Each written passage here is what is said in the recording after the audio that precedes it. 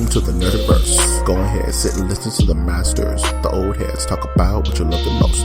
Video games, comics, movies, and everything you need to maintain your week. Got the knowledge that's straight out the ether. Gonna need a drink and have to take a seat to expand your mind and listen to the speaker. Mike and the squad's gonna give you what you need. Please send in a question, come and get some answers, learn a couple lessons from the masters with the special guests. We got the Green Lanterns glowing on their chest. Yes, please sit back and relax, cause we're gonna hit you with them stone cold facts and allow me to be the very first to welcome you to the masters of the Nerdiverse.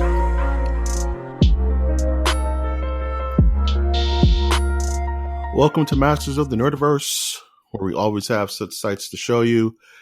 This hard copy of a podcast can be found on iTunes, Stitcher, Spreaker, SoundCloud, YouTube, iHeartRadio, Google Play, and Spotify, and SoundCloud.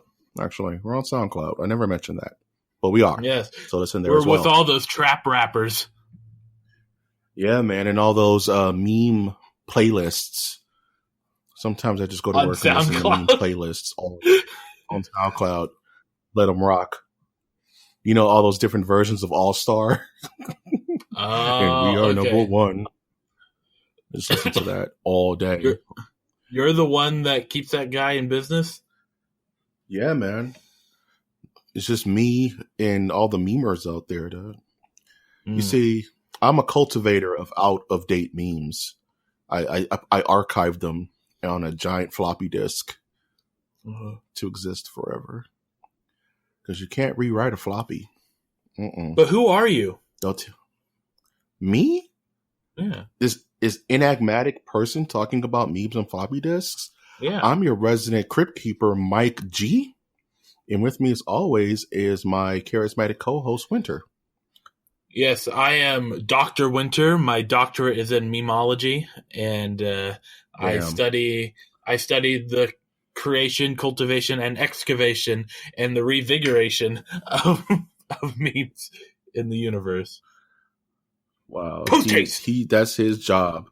That's his job in the Nerdiverse. Yeah, he's the Indiana Jones of memes. You know. Yes. When I applied for this job at University of Phoenix, it came with a lifetime supply of Cheetos, so I'm good to go. Nice. It's not easy being cheesy. Yeah, man. I always love the idea that the Chester Cheetah was always high on cocaine, and that cheese is his cocaine, and he's that cool guy from like the 70s and 80s. Like you could see Chester Cheetah inside of what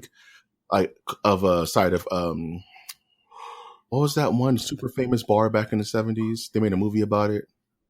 Club 50. Whiskey A Go-Go. The Whiskey A Go-Go. Have you ever been to the Whiskey in LA? No. It's cool. It's fun. It's cool. I got chased. All right, stop name dropping. Jeez. Who did you see there? Who did I see that night? Yeah. If I remember correctly, I think I saw Hole. This was back in the day. I saw Hole. It's definitely not current. It was a very weird show. Hold on. It was a weird show. It was like it was a Hole.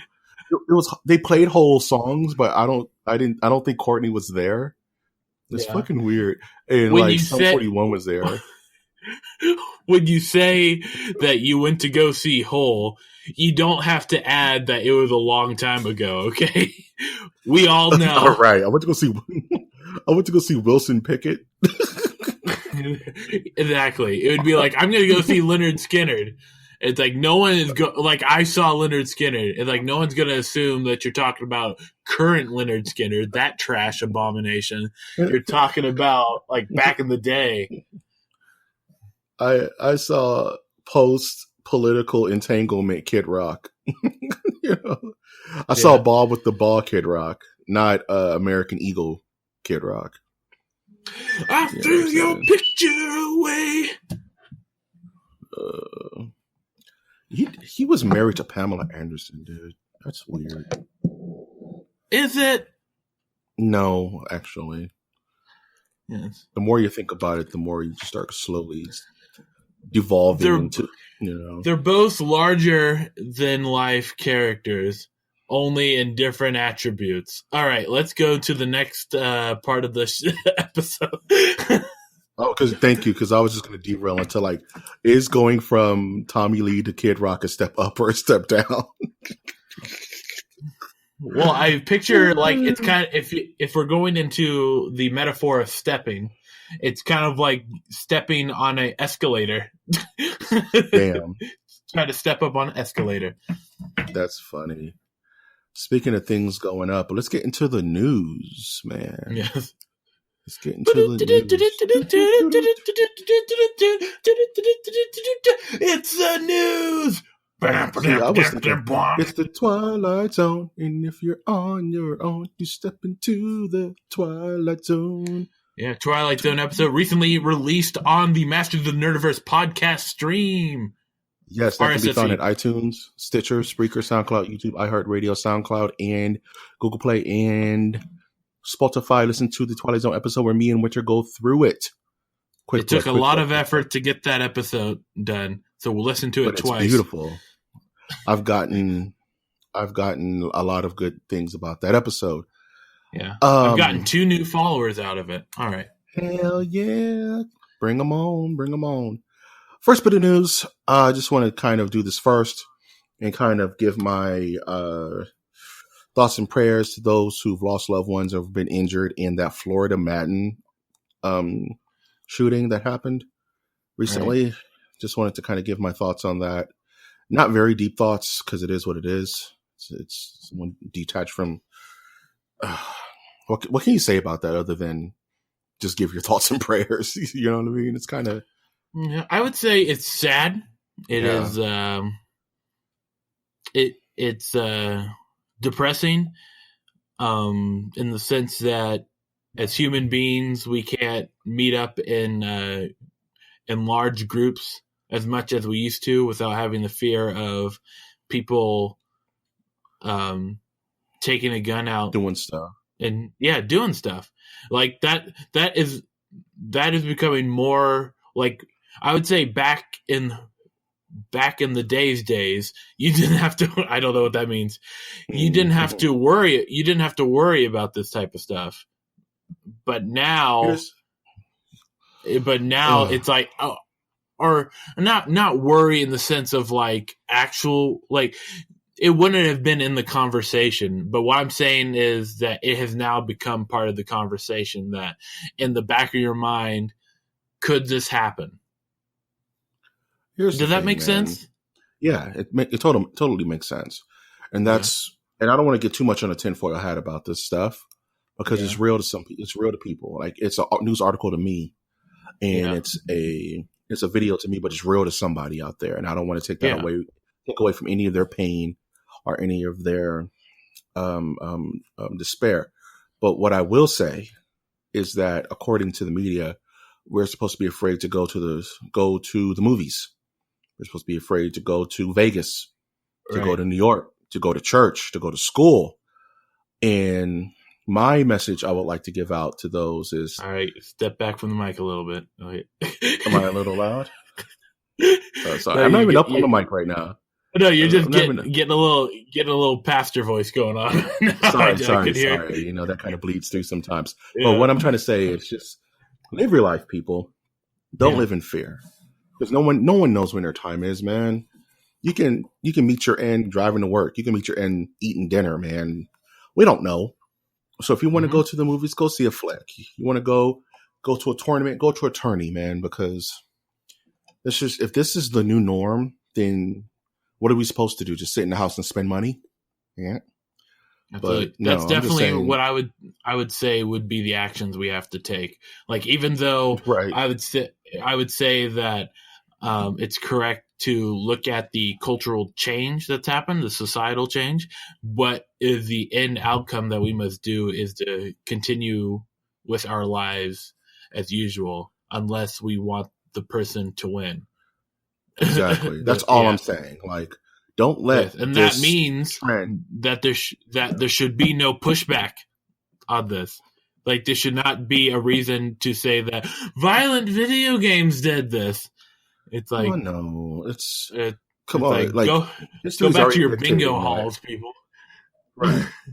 Like, don't go to bars, don't go to clubs. Vice proceeds slice and dice. No, this isn't a movie. This is real life. And just continue doing what you want to do. That's all I'm saying. Because nothing's gonna change when it's your sing out.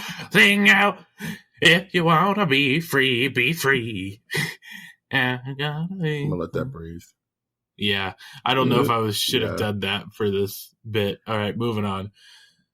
That's totally fine. Moving on. I apologize. It ended it on the levity that we require to let this show keep going. Oh, man. I apologize. That was really bad now that I think about it. Oh, no, man. You're totally fine, man. Yeah. Speaking of things we may have to apologize for, Dwayne "The Rock" Johnson has spoken out about his Big Trouble in Little China movie. Have you ever seen Big Trouble in Little China, Winter? I think I caught like 3/4 of it. I missed the beginning part, but I caught there was Asian monsters. I got that bit. You could say I'm not a fan of it. It's not something I go Fair enough. I'm like I'd rather watch Escape from New York twice. Okay, I get it. But for me, Big Trouble in Little China is a huge movie. When I was a kid, it was one of those that was in the rotation. Kurt Russell, being a weird badass, and a lot of current media takes away from Big Trouble in Little China, especially Mortal Kombat. There's a lot of Mortal Kombat in Big Trouble in Little China.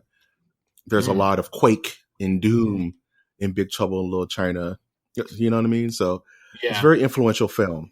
And the news, according to this, is that originally everyone thought that this was going to be a remake or a reboot or retelling, whatever marketing you want to swing on it. But The Rock has stated that, no, this is going to be a continuation of the franchise. And my thoughts are twofold on this. Is one, I think Hollywood's finally starting to get the memo that we're kind of burnt out on reboots. And if you can save the continuity of the franchise, do it. I think The Force Awakens kind of taught us that, and Star Trek taught us that this can work. So, and then if we can get an older Jack Burton, like have Kurt Russell do like a cameo or something, that'd be super sick. I'll be on board. Yeah, what are you kids doing down here? We got another Asian monster chasing us. You tell them, hell is coming with me. Hell is coming with me. That's the wrong movie, and that's a better movie, but I will leave that alone. Thank you. I would combine both universes. But oh, man. I'm your Huckleberry. Oh, man.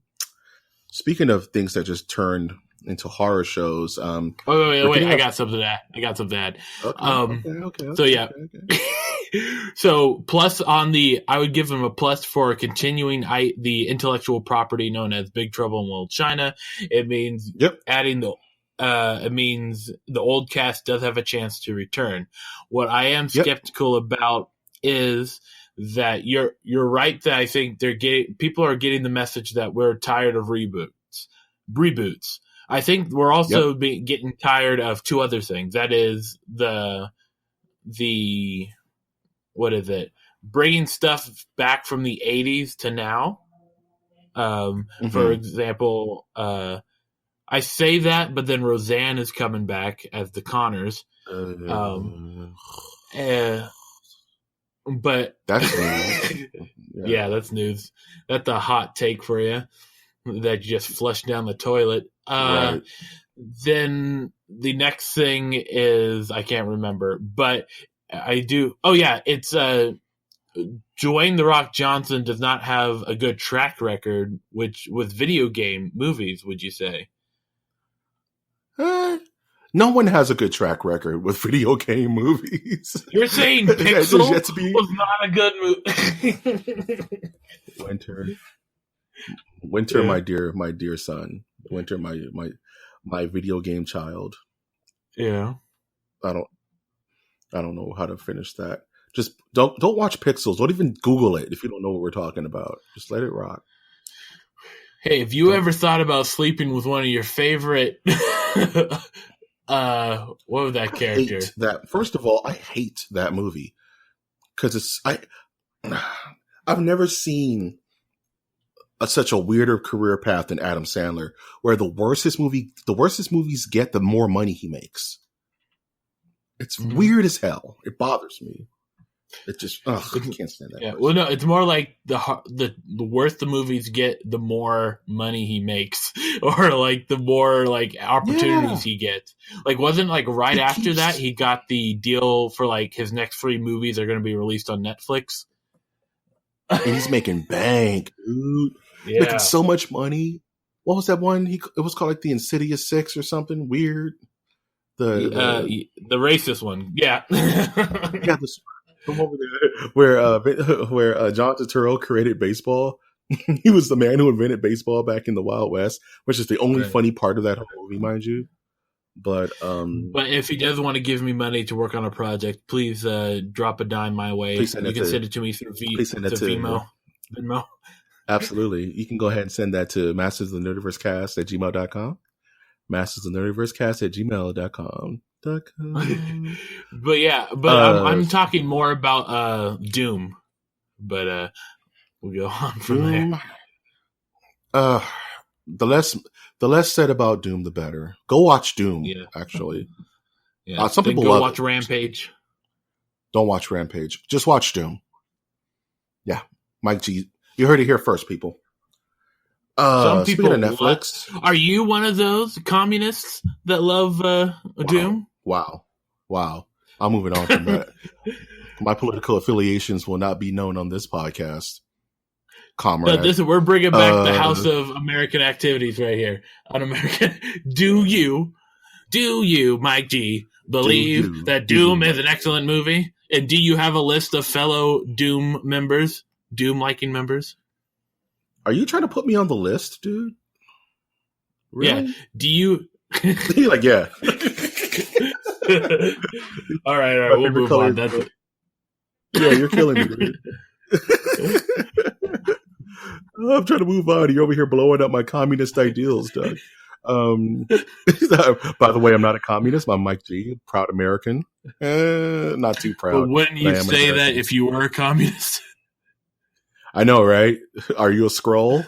No, but would you say you weren't a Skrull if you were a Skrull? Yeah. Find the lie. Find the lie at gmail.com. Speaking of Netflix, damn it. They showed the first stills for the new show that's coming out, The Haunting of Hill House.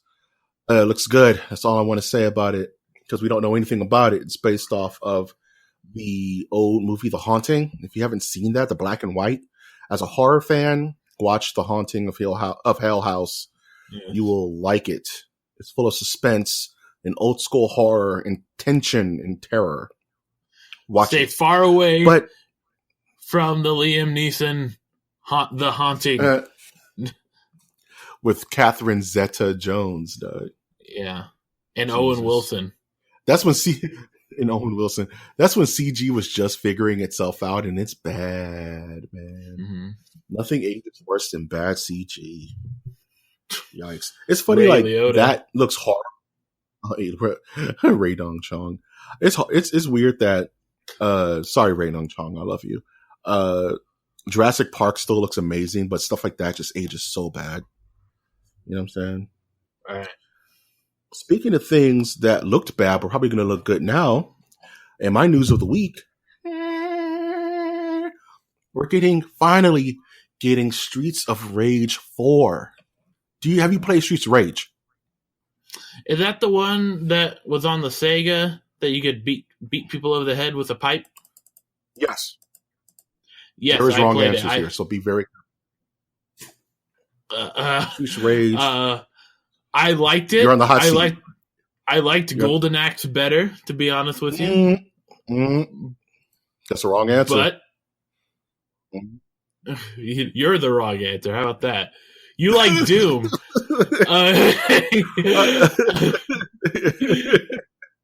Oh man, Yeah, but it would be a close second to pick up. I would probably, actually, it would be a third because the first game I would play would be Zombies Ate My Neighbors, and then I would play Golden Axe, then I would play Streets of Rage, and then I would play whatever that Mega Man knockoff was, where you played like a green ball man.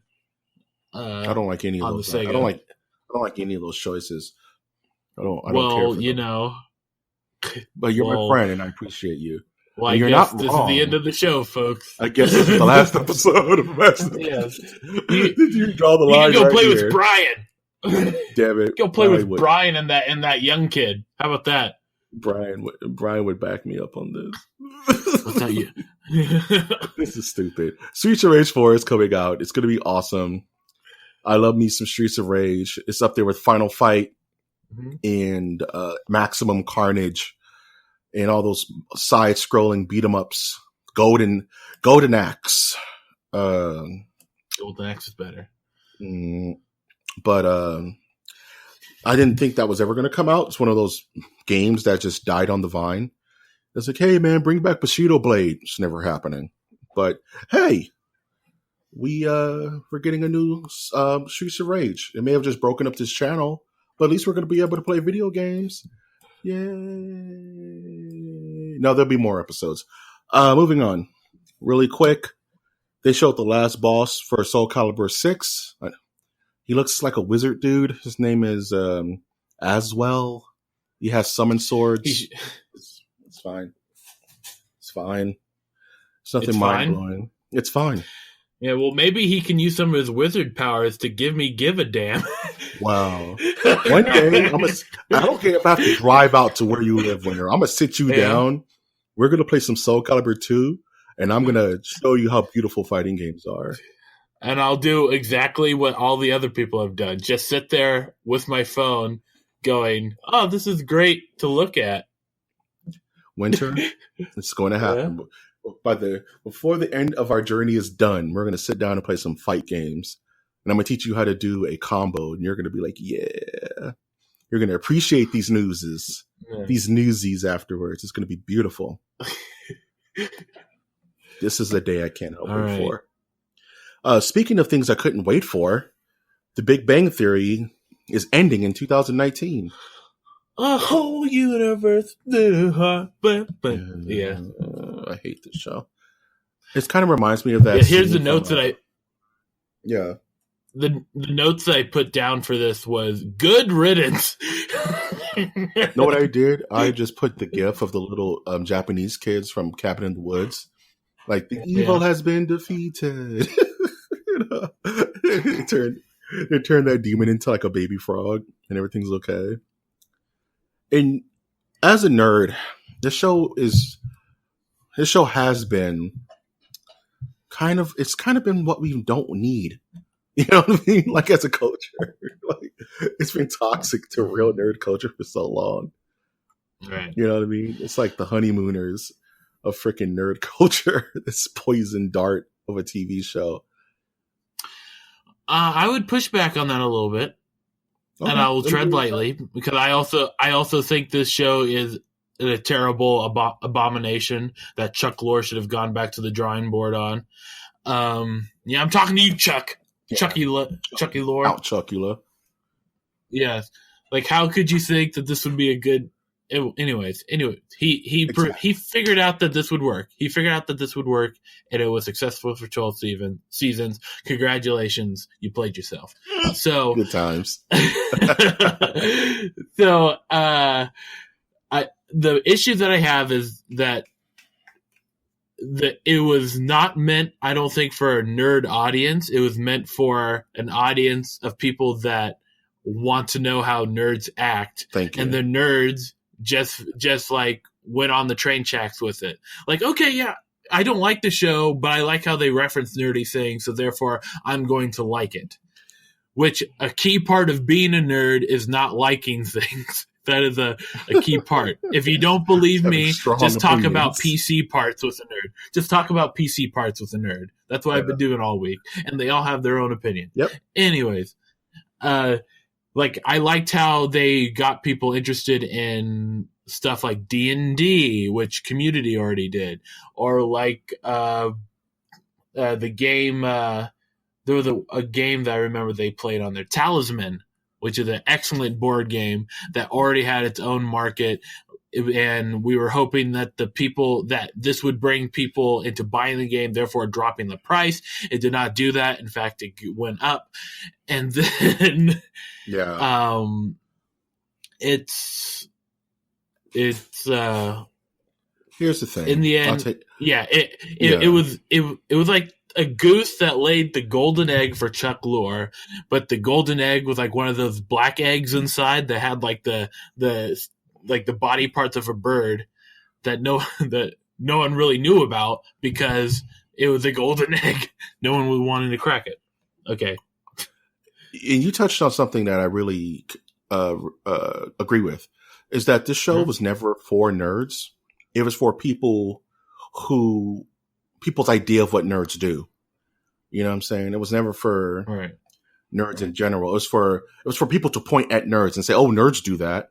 You know, it kind of reminds me of Ready Player One, where it's not for the fans of all the crap that's on the screen. It's for the people who know what that is and can say, "Oh, I know that," and feel smart and feel good about it. You know what I mean? Like, is that an Iron Man head? That's Iron Man. I remember Iron Man. Derp. But it's not for the guy who has Iron Man #1 in his house. You know what I'm saying? It's just not. It's not for that person. It's never been for that person. And the last thing I will say is the channels of the television channels, the television production companies there's a trend in sitcoms to go like, oh, let's do a show that will reach like the black community. So there you have Blackish, like a upper class black community, or like let's do a show that shows like the working, like the blue collar white class, and you have not white class, like blue collar class, it's Roseanne, blue collar, and it was Roseanne, and Roseanne did that, and then And so then I could see like the logic in their head going, well, we need to get a show like that for nerds. Mm-hmm. And then, and nerds all kind of like went on board with it. But the problem is, the way I see it, like nerds already have a community of like content that's dedicated toward them. It's the internet. That's the thing, it's YouTube. It's not it's like we don't need that's why I'm saying like the audience, like, the audience was never for nerds because nerds were busy watching what was on YouTube or G4 or whatever dead game show. I'm gonna be real quick. The shows that you've mentioned, Blackish, Martin, Married with Children, Roseanne, The Big Bang Theory, they're not for the people who they're depicting on the screen. They're for people who want to see into the lives of the people that are being depicted on the screen. You know what I'm saying? Like Blackish is one of those shows that's really here to mess in the African American community because sometimes it hits it right on the nose, and sometimes it's really far south. And it's got Lawrence Fishburne in it, so I can't complain. Oh, jeez, Larry, he needs work. His daughter needs help. Okay, his super doesn't need work. He's fine, but his daughter needs help. Okay, leave his daughter alone. We're not going to talk about Lawrence Fishburne's daughter. I'm not the one doing anything with his daughter, okay? I'm the one trying to make sure he still has work so that she can, like, be saved. Winter, be careful now. Winter. If Lawrence Fishburne would like to donate money for this podcast, just send it to Matthew. I'm gonna run into this dude at Comic-Con. He's gonna punch me in the chest like you talk shit about my daughter. Like I didn't do anything. And I'll be just standing there like, you should have done it. Mike, you should have said that. I'm reading my asthma inhaler because I just got open bodied by Lawrence Fishburne. What the hell? And you're gonna be like, Mike, you shouldn't talk shit. Talk shit again. This old man dressed up as Morpheus came up and did a drop kick on me. Morpheus legit socked me in the chest real hard and told me to keep my daughter's name out of her mouth. I was like, and that would be news. Yep. I was like, you need to keep other things out of your daughter's mouth. Oh, right. I did not go that far. There's people in my church listening to this. And I did not say that. I did not say that. I will cut that out. Maybe. Yeah, maybe. You should leave it in. They like it when I condemn you. They like it when you leave it in. Or I criticize you. Your chair super hates me. Nah, I feel like they listen, but I never get any likes from them when I post the episodes. So I'm like, I'm more worried about them liking it. Why do you converse with this heathen, dog? Yeah.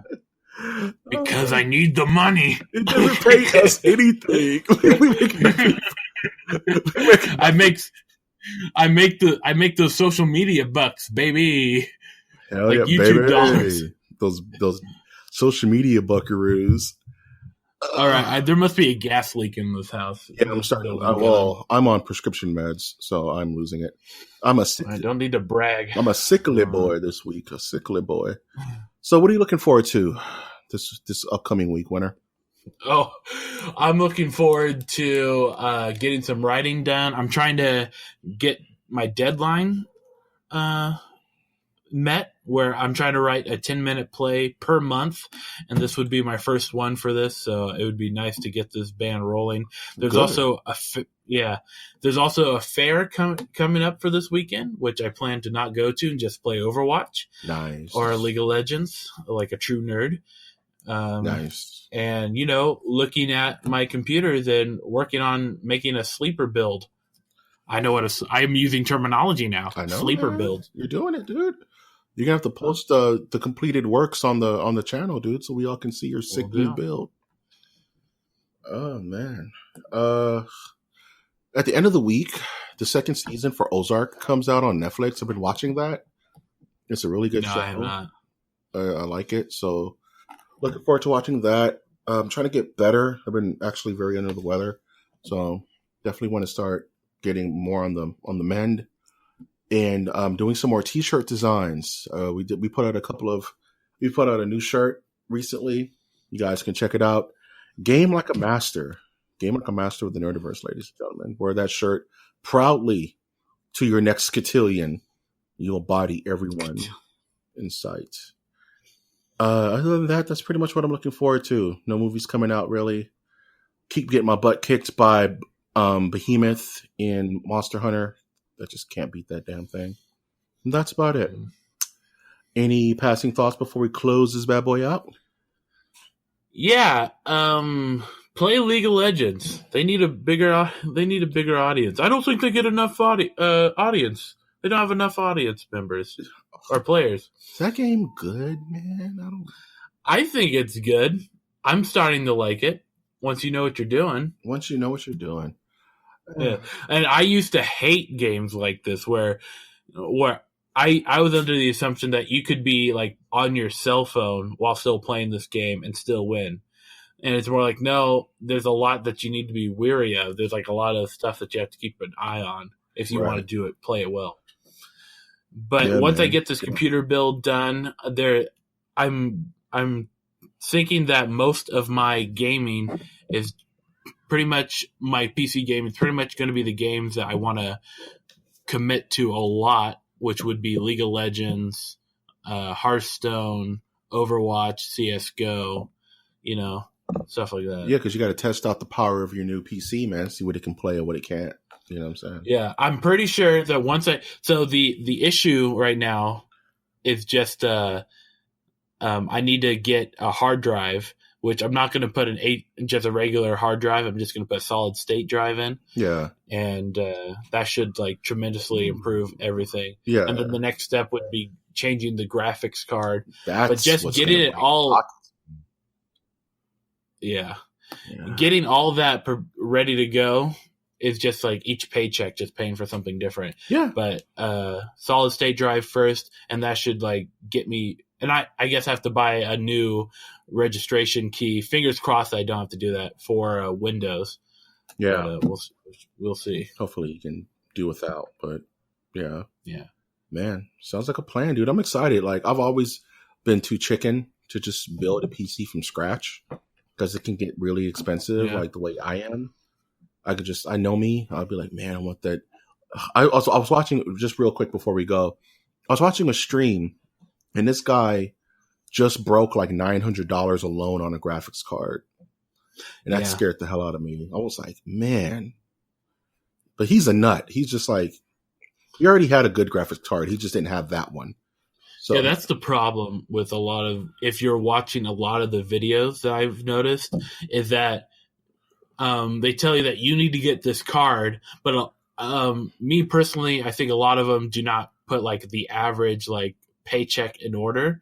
Some of them do. Some of them go like, if you're on a budget and if like said you only have $200, I'd recommend this card to be your best option if you can find it on sale. And it's like, there's that. But then there's like, well, I just installed this card and everything worked fine, so you should install this card. Right. Yeah.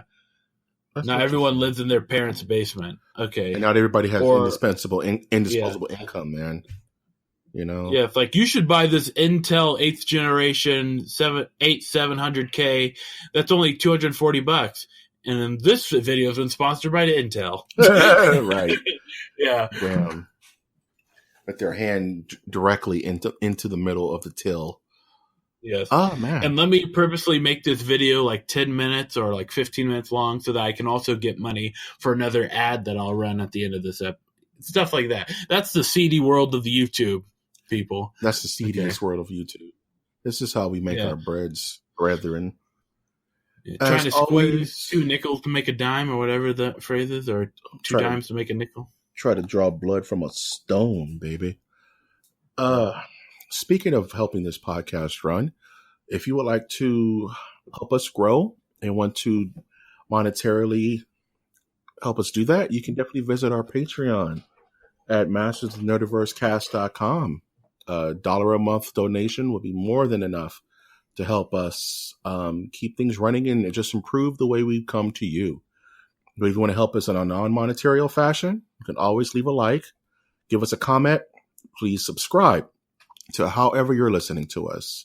The wide world of the internet's iTunes, Spotify, YouTube, iHeartRadio, Google Play, SoundCloud. Please do it. I've been, of course, your host, Mike G. And I've been Trash Monk. Aye. And we will always ask you to take that one step beyond.